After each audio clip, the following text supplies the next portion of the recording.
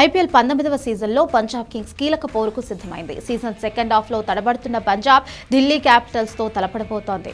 ధర్మశాల వేదికగా ఈ మ్యాచ్ జరగబోతోంది. ఆరంభంలో వరుస విజయాలతో అదరగొట్టి టాప్ ప్లేస్లో నిలిచిన పంజాబ్ కింగ్స్ తరువాత అనూహ్యంగా వెనుకబడిపోయింది. గత 3 మ్యాచ్ల్లోనూ పరాజయం పాలైంది. 10 మ్యాచ్ల్లో 6 గెలిచినా 13 పాయింట్లతో 3వ స్థానంలో ఉంది. ఇప్పుడు ఢిల్లీపై గెలిస్తే పాయింట్ల పట్టికలో టాప్ ప్లేస్లోకి దూసుకెళ్తుంది. సన్ రైజర్స్ పై పంజాబ్ ఓటమికి బ్యాటింగ్ వైఫల్యంతో పాటు ఫీల్డింగ్ తప్పిదాలే కారణం. సన్ రైజర్స్ బ్యాటర్లు ఇచ్చిన పలు క్యాచ్లను పంజాబ్ ఫీల్డర్లు జారవిడిచారు.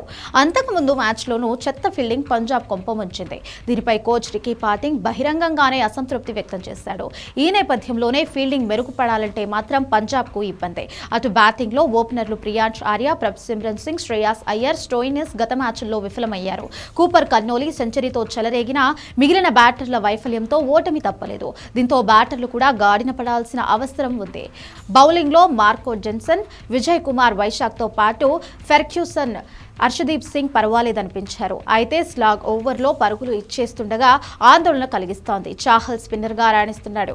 మరోవైపు ఢిల్లీ క్యాపిటల్స్ కథ దాదాపుగా ముగిసినట్టే.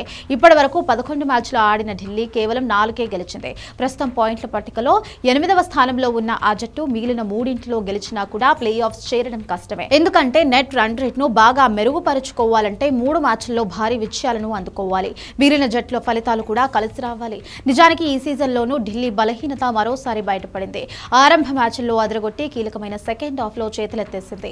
నిలకడలేని బ్యాటింగ్, బలహీనమైన బౌలింగ్ ఢిల్లీ ఓటములకు కారణంగా చెప్పొచ్చు. మిచెల్ స్టార్క్ వచ్చిన తరువాత బౌలింగ్ పరంగా మెరుగ్గానే ఉన్నా మిగిలిన బౌలర్లు అంతగా ప్రభావం చూపలేకపోతున్నారు.